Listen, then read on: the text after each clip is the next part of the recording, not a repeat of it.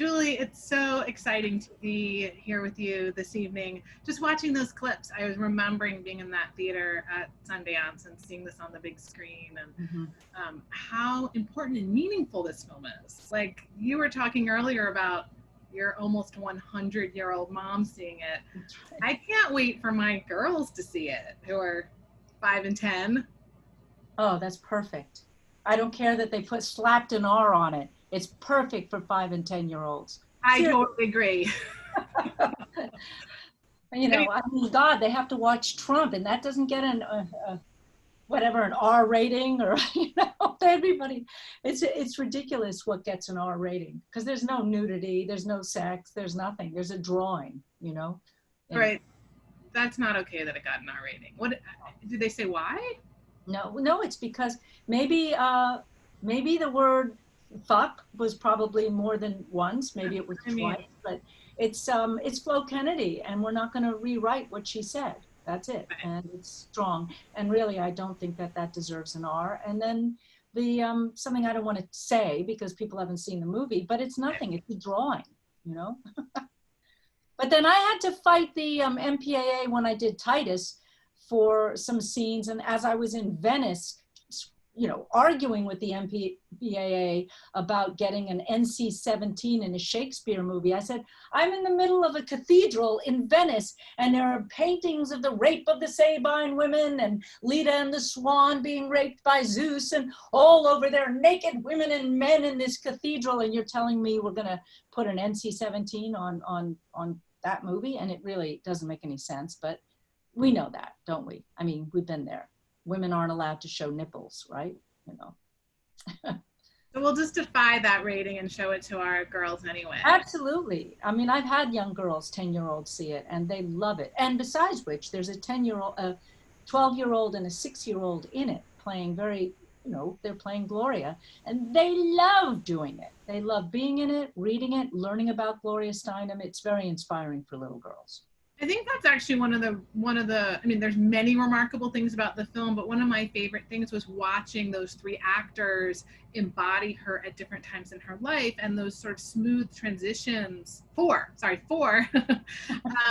those smooth transitions between those moments. It felt very natural, but that's an unusual thing. Like, we don't see that in every film. What was it that made you decide to do that? Well, this was the real hook on how to figure out how one could take this book, My Life on the Road, which is 80 years of Gloria Steinem's life, but it's not done as a biography. It is done as a road book. And really the chapters are not in order of her life. There's a chapter on taxi drivers, taxi rides. There's a chapter on, you know, going out to canvass for a senator, one on her father and her relationship with her father and mother, but they're not in any way connected. And when I read the book, which I did on a beach in Tulum, Mexico, a friend gave it to me and I was reading it I knew Gloria, but not well. I didn't think it was a movie. I really thought it was not a movie. It was not particularly cinematic, but on an emotional level, I was so taken with her backstory, the story, not what you just saw, not the Ms. Magazine stuff, but the stuff much earlier, and her whole life prior to becoming the Gloria Steinem that we're more familiar with, the Ms. Magazine, the hair, the whole thing. And I knew that there was something like Paper Moon in her relationship with her father. You know, this incredible, who she is today has so much to do with her childhood, and also when Alicia Vikander plays her from 20 to 40, and when she goes to India, how she learned through travel. Her education was through travel. She learned about communication, listening, talking circles. She crossed gender and racial lines. I mean, she seriously was, as a very young girl, didn't have those barriers. And I think it's important to see that. So what I tried to do was I said, okay, we're going to have a little girl, a middle girl and the older Gloria. But a girl 6 years old cannot play a girl 12. The vast difference between being a 6 or 7 and being a 12 or 13. So that made 2 girls there. And all of a sudden I thought, well, you know what? I also love in this book Gloria does so much self-analysis, and she talks about what she would have done if she could have been there this time and the mistakes she made. And there's just this incredible richness of her first person voice. And instead of having a voiceover, a narrative voiceover, a narrator, or putting in Boston, 1965, I decided that all the Glorias, and that's why it's called the Glorias, would be on this bus, this Greyhound bus. That's a bus out of time. And it would be in black and white, so you knew it wasn't absolute reality. And these Glorias would be able to interact with each other, talk to each other, laugh at each other, complain with each other, accuse each other. And then they could even pop into each other's scenes. So that's what you were saying about how it all held together. The bus, when I came up with this concept of the Glorias being able to mix with each other, it was the key, and the key to the whole structure. And that's where I could move back and forth in time. I didn't have to be linear. I could do something now and then go back in time and then jump forward again. And when I told Gloria Steinem, because she said, oh, you could, I asked her, can I adapt your book? And she said, what? Okay, I mean, yeah, she loved Across the Universe and Frida. She loved my work on Broadway. So she said, but I don't know how you're going to do it. I said, well, I don't either, but let me go off. And when I came back and told her the idea of the bus and the idea of the Glorias talking to each other and seeing each other in the future and the past, she said, how did you know? And I said, no, what? She said that I often walk down the streets of New York and I might see myself on a street corner. And I think about what I would say to myself now that I know more than I did then. So she describes this experience when she saw the film as almost like Russian dolls, you know, eggs, those Russian eggs where you have inside the egg, there's another one, and inside that, there's another one, and inside that. So we're all living with our inner dolls, our inner eggs, our inner selves. And that really, I think, breaks the mold in a way of a biopic, you know? It's a very effective vehicle. It's a vehicle, definitely. What was it like to work with those four actors, particularly, I mean, in general, but particularly in those moments where you had them together? Well, they do so much by themselves that it was a real thrill when they would come. We did the bus, the Greyhound bus at the very end, as you would, because you know, anybody who's making films, and this is Women in Film and Television, you will know that we shot 90% of the movie in Savannah, Georgia. So we travel all over the country and we go to India. So all the bus rides, taxi rides, all of that pretty much is green screen, because we're also the 1960s, 70s, 1940s, 1950s, where, you know, we did shoot in India. So we did go there for about 3 days of shooting. You can't do that in Savannah, what we shot. But, you know, the bus out of time, we had to put the backgrounds in, you know, I made it afterwards. There's a lot of painting, there's a lot of visual effects that are very handmade and, you know, which gave me, it was very freeing. It's what I like to do. It's my theatricality in movies. You know, you've seen it in Across the Universe, Titus, Frida. I often use these flights of fancy or other layerings, because that's what, it's a movie, for Christ's sake. It's not like we're doing a documentary, and there's a lot of documentary in the movie, which makes the documentary footage, which I think is so thrilling, all that more important, because you know it is real. And you cannot make a 20,000 person Houston Women's Conference. So when I got to things that were about voting on the planks there, I said, no, I'm going to use it. As bad as the footage is, the reality of it is so, it's just shocking that they're saying the same things then that people are saying now, and the thrill of it. So there's a combination of high stylization, which you would probably say, oh, that's what Julie likes to do. That's the way I think. It's not a matter of like, it's that I see things, the tornado and all that. That's how I think. And then it goes right up to reality and super reality, which is the documentary footage. And we found footage of the March on Washington in 1963. I used that that period in Across the Universe, the black and white 1963 Martin Luther King speech. It's very familiar material to most Americans. I mean, a lot of Americans. We found color. And that was shocking because I've never seen it in color. And it's very good quality film. It was the 60s, so people were still using film. The 70s is video and it's much worse. But the 60s film. So then when we intermixed our drama into the midst of the documentary, we were able to colorize it and play with grain and do things to the footage so that it really is seamless. You know, you can't really see the difference. Julie, can you just talk for another minute about that footage and how you found it? Because I used to run an archive and I know that there's incredible footage in the world. Did you find that through the Library of Congress or somewhere else? Yes, well, we had tremendous people.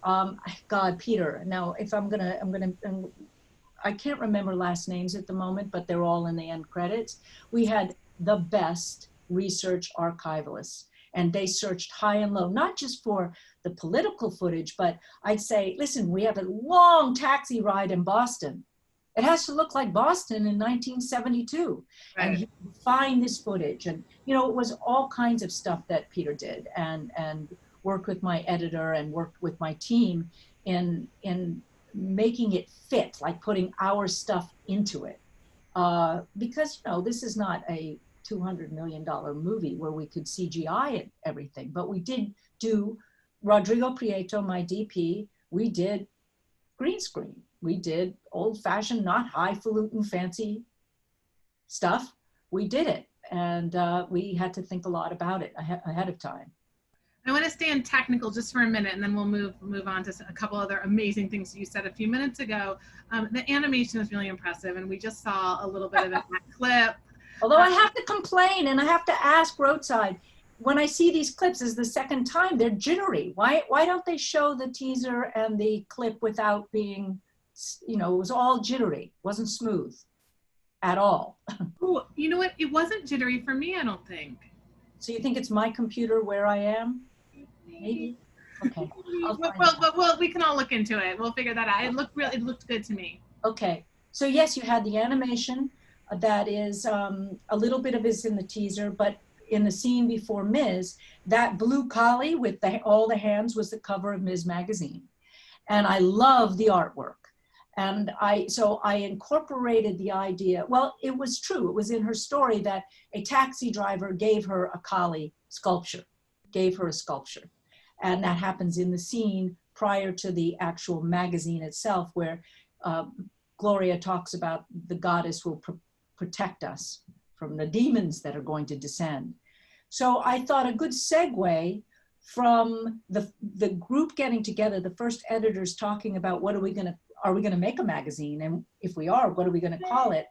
That was the interesting, you know, the thing between, the wedge between that and the scene where they already have their office. They're all, you know, gung-ho on what should be the first issue. So I had that little sculpture this big. We move into it, which I think you can see a little bit of, and then she starts to come alive. And what you're seeing is, you know, it's breaking down. I thought that drawing, that artwork was so beautiful. It had a woman pregnant with a baby in her womb. She had her typewriter. She had the frying pan frying the egg. She had a clock because she's on time. She had, you know, all of the things that a woman has to do, plus do the work. So, and, you know, that goddess is very powerful. So I used that, and then I had a wonderful animator who I'd worked with on Across the Universe. He did the Uncle Sam that comes out in I Want You with the big hand, the big pointing hand. So he lives in Oregon. He's a real one-man show, did the animation back and forth with me long distance. And we had a great musician who did that piece of music. Elliot's the composer, and he worked with Jamie Haddad, the percussionist. And there are what I call more flights of fancy, but moments that are more heightened throughout the film, you know, that go throughout. So they are helping with getting to the inner story sometimes, getting to the subtext, what's inside people's brains, I put outside, and life in a much more theatrical, poetic way, like running on the conveyor belt when you feel that Gloria is feeling, how do I get off of this running machine? My life is just going, and am I going anywhere? So I was able to use imagery symbolically as poetic haikus, to take something that didn't need to be fleshed out in reality, but I could do it poetically through imagery and music. Thanks for that. That was to get that kind of inside story and get in your mind a little bit, I think is what a lot of our audience members want to hear about. I was also struck by something you said a few minutes ago about how relevant this film is to these times. And when I was watching it, I was like, I can't believe in 2020, we are having some of the same conversations that they were having in the 70s. Yeah. Here we are, we're having them.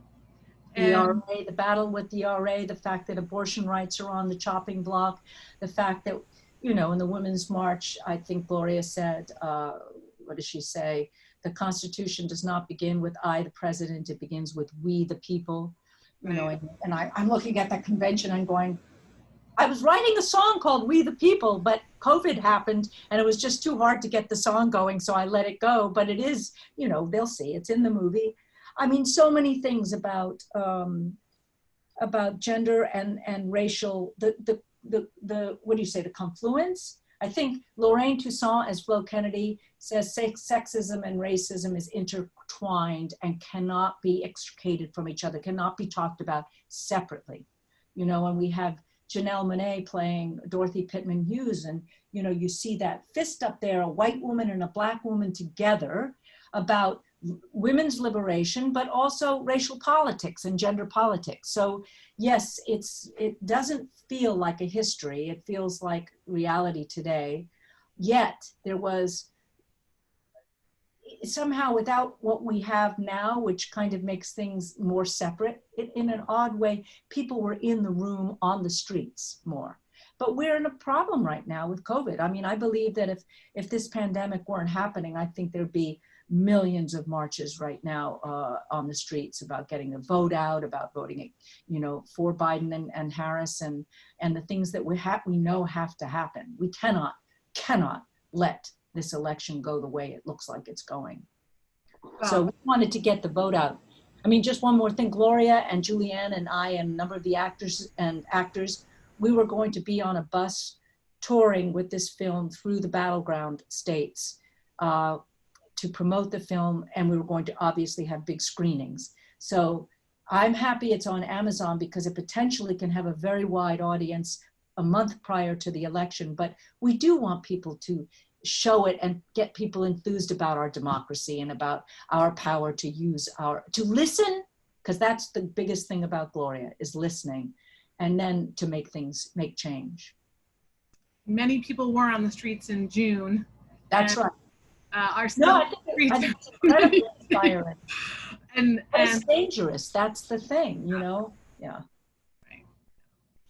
Right. I do believe that being on Amazon is really important and getting into some of those homes. I just spent a couple of days up in Southern Oregon in Trump country, and it's crazy. Like, the people are watching Fox News and they're getting a totally different story.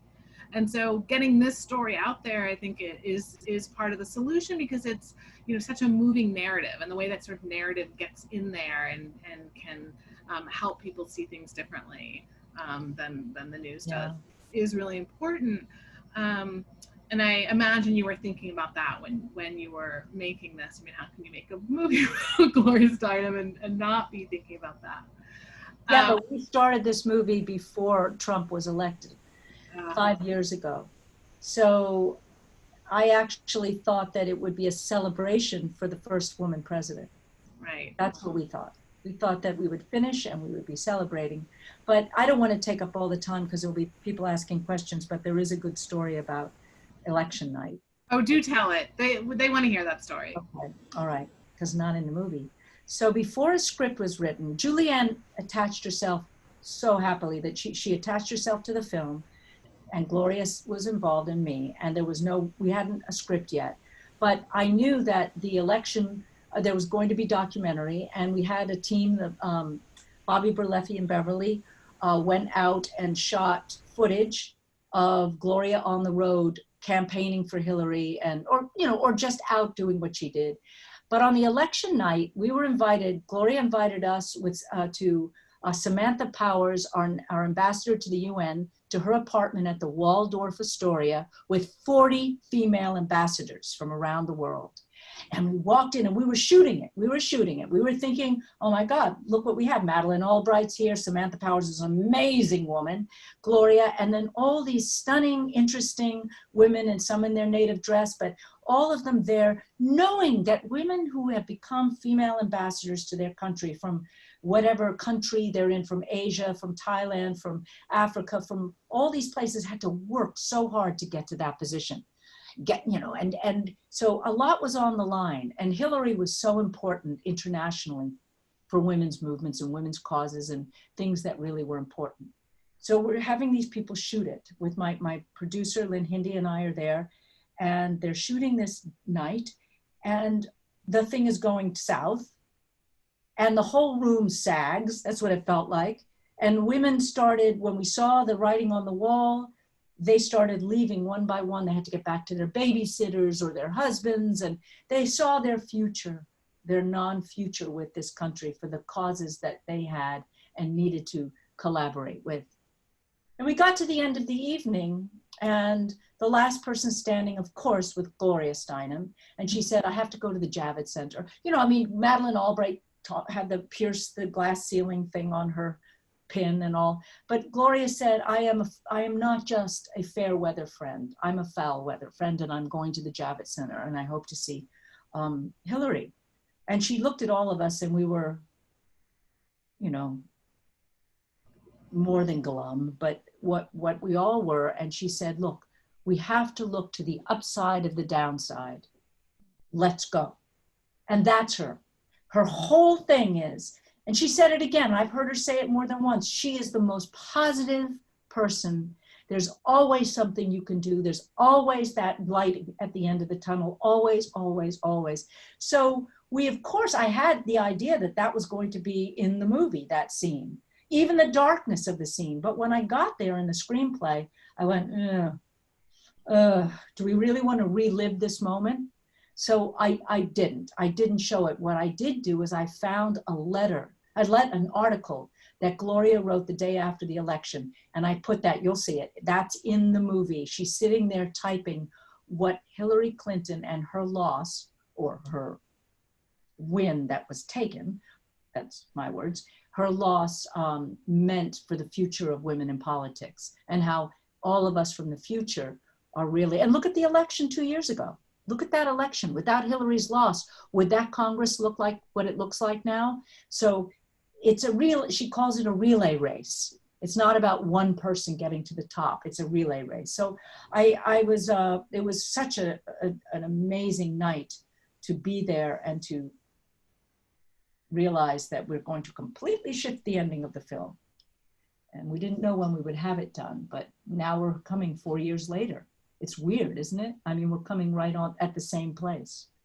It also makes me think of a quote from the film, which we just saw in the trailer. If one person does it, it's illegal. If thousands do it, it's a movement, right? And we got movement going, and we got all women elected. Absolutely. The whole thing is about movement. I mean, there's another scene in the movie that I love because it again is about what makes Gloria so special. She gets a call from one of her editors saying they want you for the cover of Newsweek. Remember this? And they're going to write an article about feminism. They want you for the cover of Newsweek. And she goes, no, I'm not doing a cover photo. But they won't write the article if you're not on the cover. And she said, this is a movement. That's about lots of people moving, not about one woman, not about one white woman. No. And of course they steal her image. A photographer gets her in a public place and does a telephoto lens, slaps her on the cover of Newsweek, and she's devastated because she knows it's going to get other people and other women riled up about, the competition and all of that stuff. And that's not who she is at all. Right. There's a question from the audience around casting. So you talked a little bit about Julianne Moore coming in from the beginning, but how was it that you found the other three actresses, and how did that casting process go? Well, obviously, I'm looking for the balance of Julianne is Alicia Vikander. Alicia plays 20 to 40. And, you know, you would say Alicia's a Swedish actress, and I'd never seen her do a full-out American part. I think she's done a little pieces. So I was very nervous about that, but I have adored her acting on just about everything I've ever seen her do. Everything. And I've heard her do a British accent and a Swedish, you know, she has a good ear. So we spoke long distance on the phone. I wasn't going to do an audition with her. I knew she could be Gloria Steinem. I didn't have any qualms. I think she's a superb actress. And even physically, when Gloria is young and had dark brown hair, long hair, there was enough of a likeness. But that's not what's important. Did she have the intelligence, the joie de vivre, the humor, the ability to take risks, all the things that Gloria is, I knew that Alicia could bring. And so she promised me that she could do the accent, and she did. They both had dialect coaches, and they both had to master Gloria's accent, which is very particular. And we know Julianne, she's phenomenal at that. If you saw her do, what's her name? Sarah Palin, remember that? She nailed Sarah Palin. So the other girls, I auditioned. And Lulu, who plays the 12-year-old, I didn't audition. She sent a tape and it blew me away, and I didn't look at anybody else. She just got it right away. And Kira, the little girl, Ryan, excuse me, she did a fabulous audition.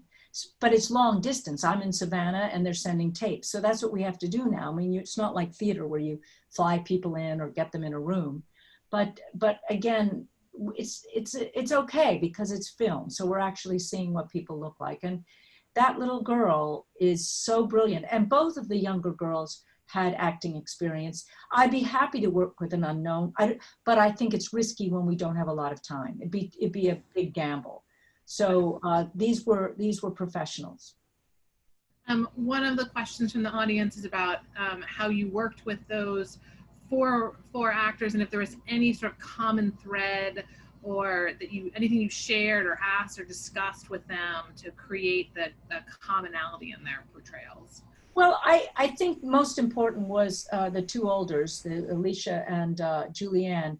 We had meetings in New York City, and then Gloria Steinem came down to my apartment, and they got to ask every question. So they got to put out their fears and their questions, and we had a wonderful time with the four of us. And then Gloria always gave access to anybody.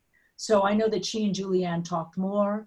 But I talked to them about the whole script way before we went to Savannah.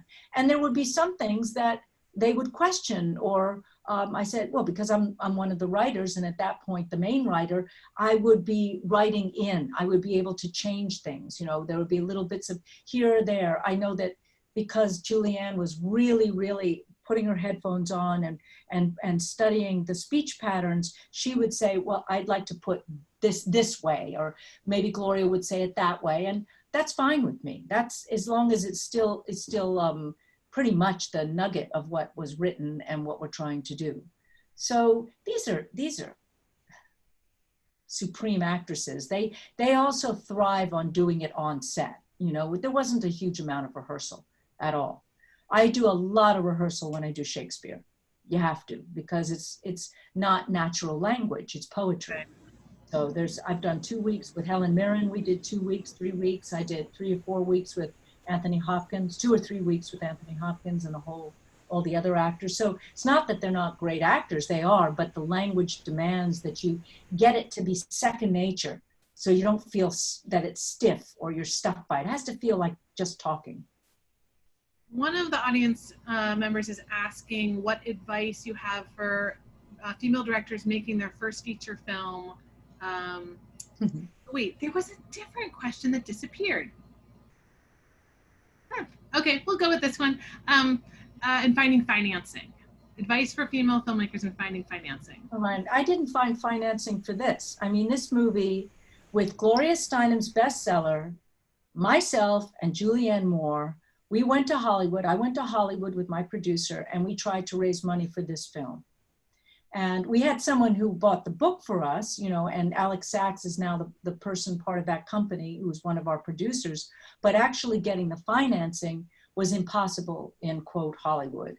I mean, fine, if you wanted to be under a certain budget, you know, like a female, whatever, chick flick, low budget, which I'm saying with that kind of animosity and frustration, because I mean, this is Gloria Steinem. It's 80 years. It requires breath. It's epic. It has a lot of people. There's many, many main characters, not just the Glorias. I refuse to do this if we don't do it right. How many Winston Churchill movies do we need to see? How many Martin Luther King movies how many LBJ? How many women? You know, we finally got a Harriet Tubman this past year, but how many heroes in our culture, in our American culture? And no one had ever done a movie on the second wave of feminism. We did this way before Mrs. America, so and before the play that was off Broadway. This was started way before. So, you know, this was something that needed to be told. So we actually, and I can't tell you who, but through Gloria, had an extraordinary, not even investor. We raised the money not for profit. This is all not for profit. And if we were to make any money back, it was not going to go back to the people who invested the money or gave us the money. They said it will go to women's causes, and it will be up to Gloria to choose any profit that we make where that money would go.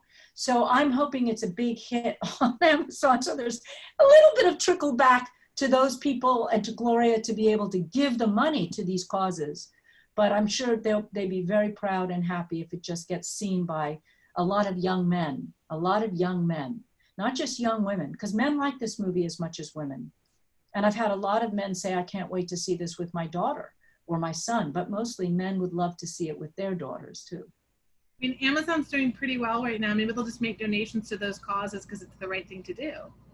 That's a good idea. So good idea. Laura Rivas, she's gonna put that down.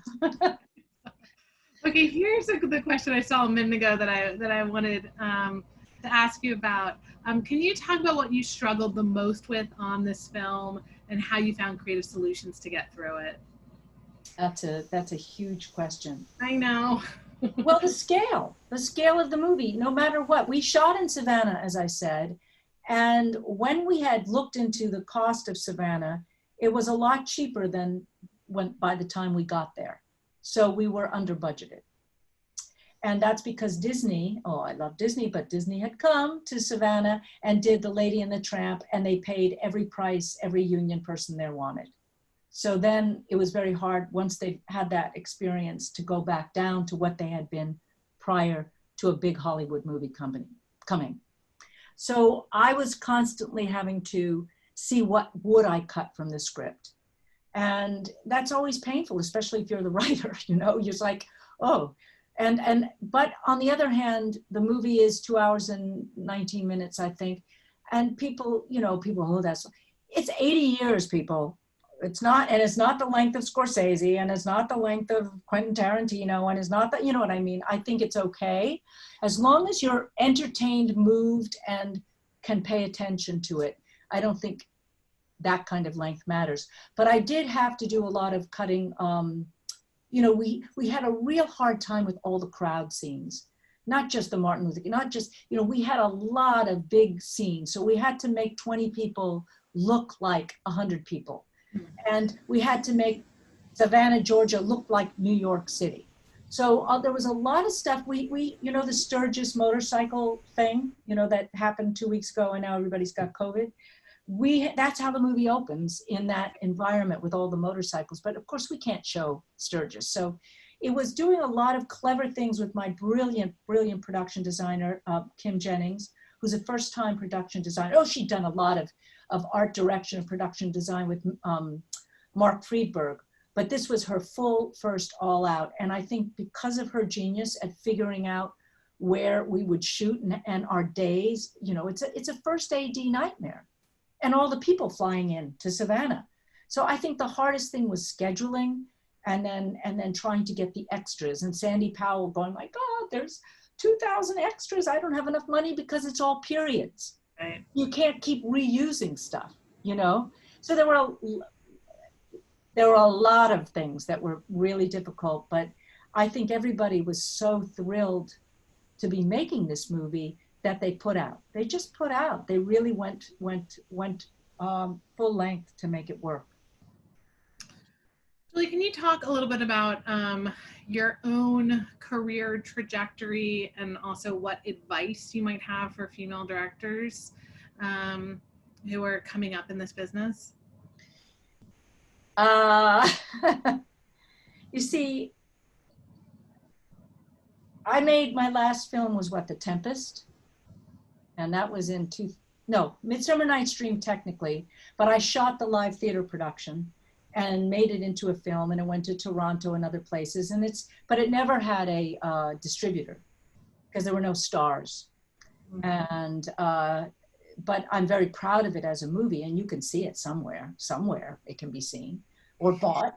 But the real movie with Helen Mirren and Alan Cummings and, you know, Alfred Molina and wonderful actors and all stars was The Tempest, and that was 10 years ago.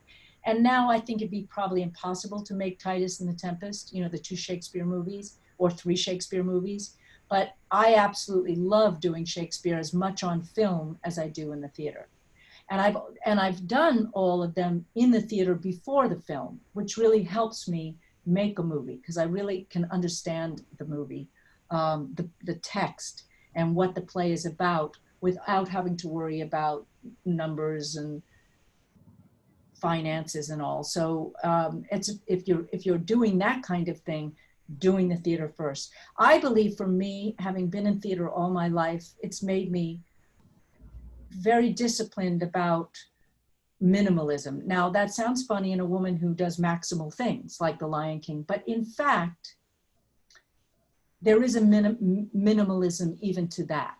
Like if you look at that set, it's a cyc and a floor. And then, yes, this mountain comes out, but quite often there's very little there. It's not reality. It's being able to work in what I call the ideograph. It's like getting to the essence of something. My experience in theater and as a designer has been very helpful for my experience as a director. It's like this, how did I get to the bus? Well, because when I worked on A Midsummer Night's Dream, I said, what is the ideograph? Now, this is how I work as a writer, director, and designer. I say, if you were to boil down and abstract the story to one element or one image, what would it be? Lion King is easy because a lot of people have seen it. The circle. The circle is the ideograph. It's the circle of life. It's the way the mountain in the theater circles out of the stage. It's Mufasa's circular mask. It's the sun rising. It's the wheels of the gazelle wheels that push the gazelles like, you know, bicycle wheels. So it becomes thematic and it really helps you have a recurring leitmotif, a theme. Now the one in the Glorias is the bus. And that as a writer director, and even if you weren't the writer, you know, finding something that is even a subtext that is subliminal, that the audience doesn't go, oh, I get the symbolism. They don't have to.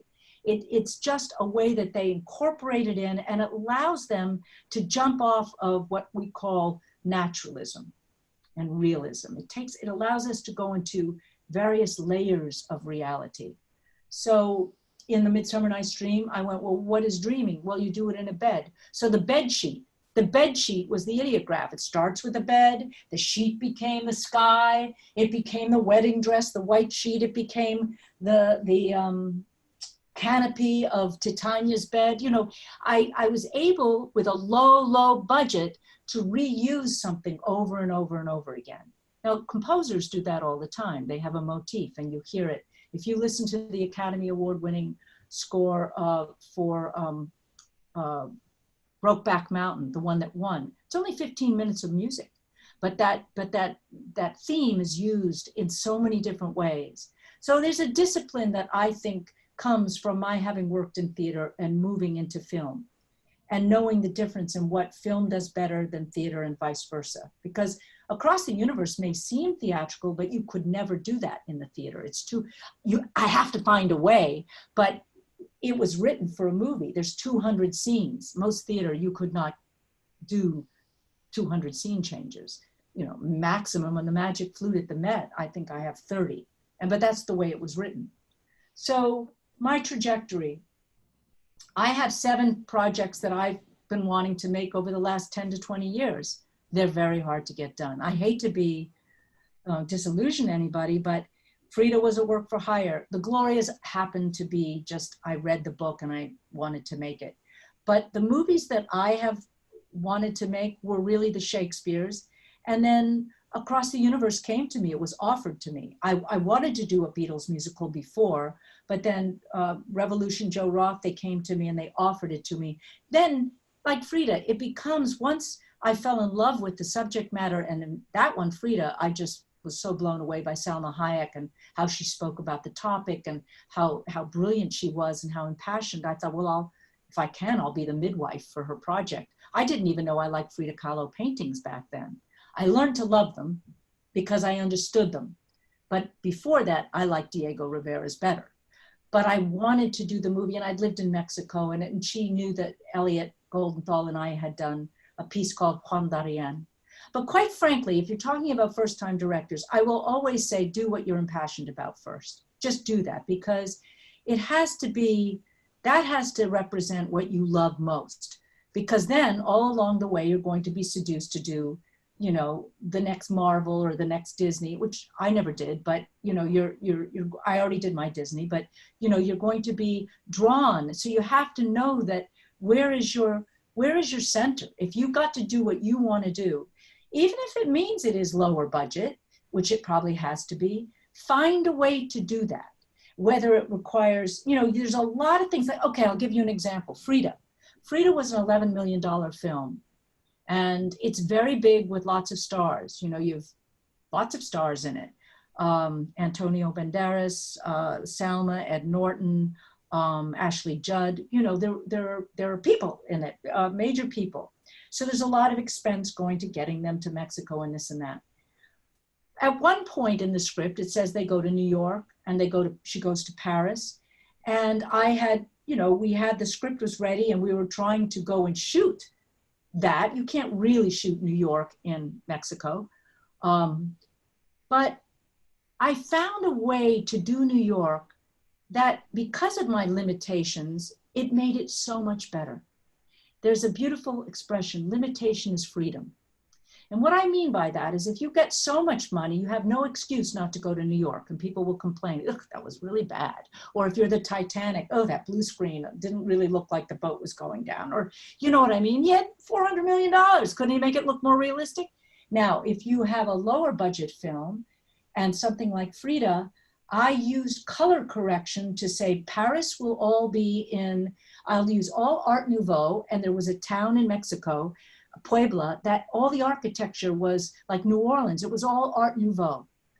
And so we shot in that town for Paris, and then I colorized it at the end in all pastels and really gold and very warm hues. If you look at it, the bright colors of most of Frida, the cobalt blue and the black and the whites and the colors, are Mexico City before pollution, and that's that. But as soon as you went to Paris, you felt the distance by color, by being very, very particular about the color and the architecture.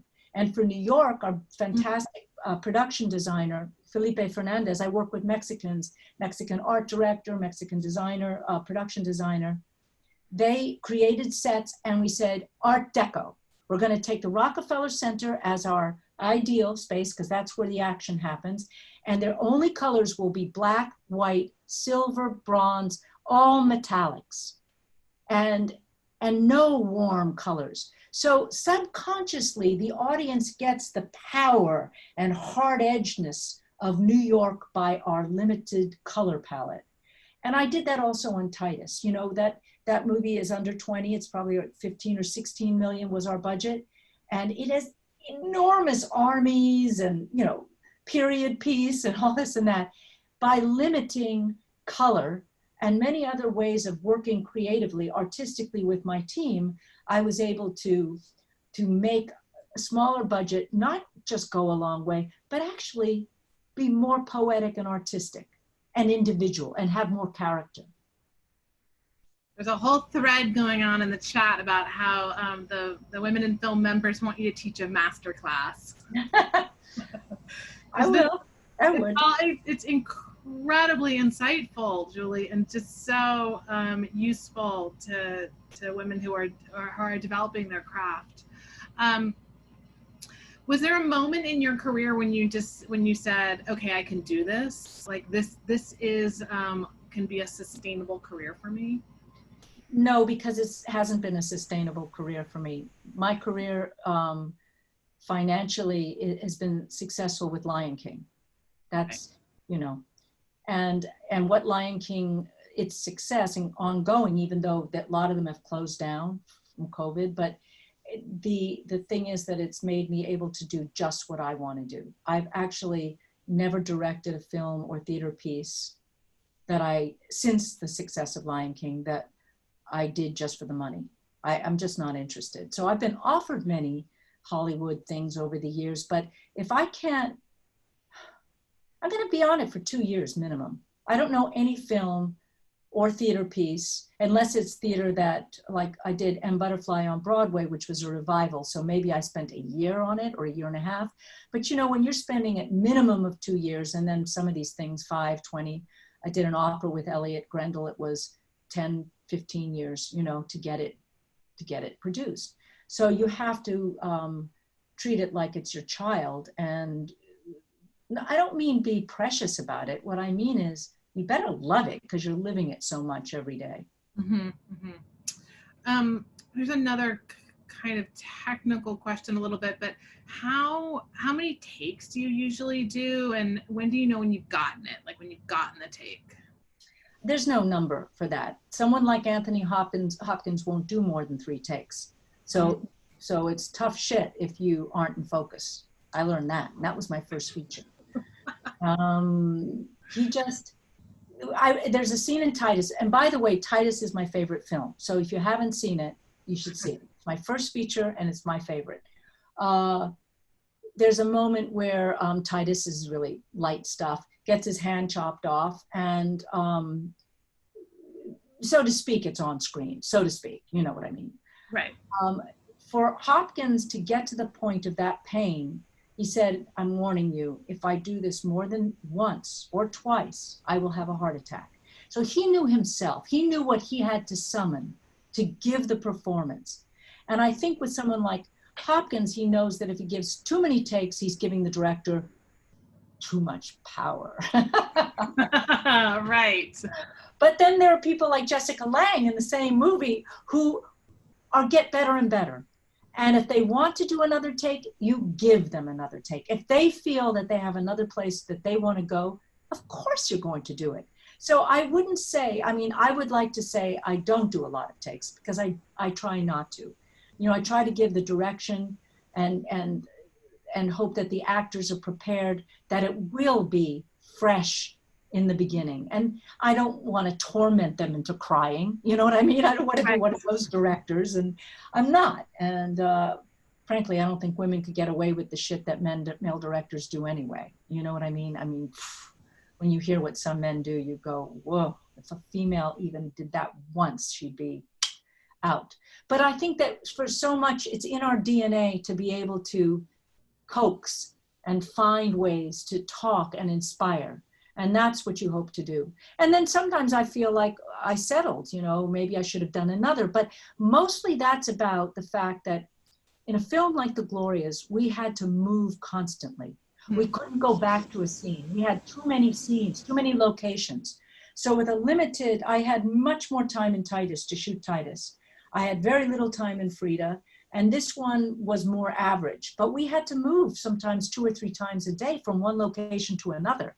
So when you're under that kind of pressure, and Julianne has to go back to New York, and Janelle has to go back to LA, and if we don't get this shot now, we're never going to get it. So there's just a certain amount of, you don't have the control, you don't have the freedom to indulge in take after take after take. Right, right. Yeah. Okay, Julie, I have two more questions that we're going to try to get in the next 3 minutes. One that just came up that I think is a really good question is, what was your ideography for M. Butterfly? Oh, wow. It was the magic box. I used screens, and I was able to take the screens because people are seeing through screens. I mean, I can go on and on more than 3 minutes, but it started, these screens were able to make a cell, and then they were able to open up. So the minimalism was the rectangular screen that could become a shadow screen. You could see silhouettes through. You could paint, have screens that were painted. I didn't use projections. I didn't want it to feel, it was cinematic in a theatrical way. Like Wings. Wings? Like, it sounds like Wings. Yes, definitely Wings. And yeah, definitely. Butterfly. And then the last question is, what do you know what you're going to do next? Well, yes. Just working with a wonderful young screenwriter, and we're adapting a book, but I can't say what the book is. And today tomorrow will be our last discussion about 1 or 2 things that I hope we can get into it, and then we'll give it to the producers and they'll go out and raise the money. That's where we are on that one. And it's not a huge film, but it's really beautiful, beautiful book. And then the other one, I've got giant projects that I want to do that have been ongoing, about 7, as I said, 7 of them. And one could either go into theater, large scale theater in Asia, or will be an actually large scale film. But I don't know which way. So I'm writing the screenplay myself, and I'm on page 35, and I think, oh my God, I'm not gonna be able to get past page 60 or 70. Because even at page 35 pages, that's probably an hour of imagery, because a lot of it is visual. So when they say 118 pages is a 2-hour movie or less, oh God, all right. But it's not really a page a minute. It's not really. Just depends on what you're doing. I think I can say for everybody who is on the Zoom and also on the Facebook Live that we're looking forward to everything that you do next. And I hope that financing comes through quickly. That Me too. we're all able to get back to production soon.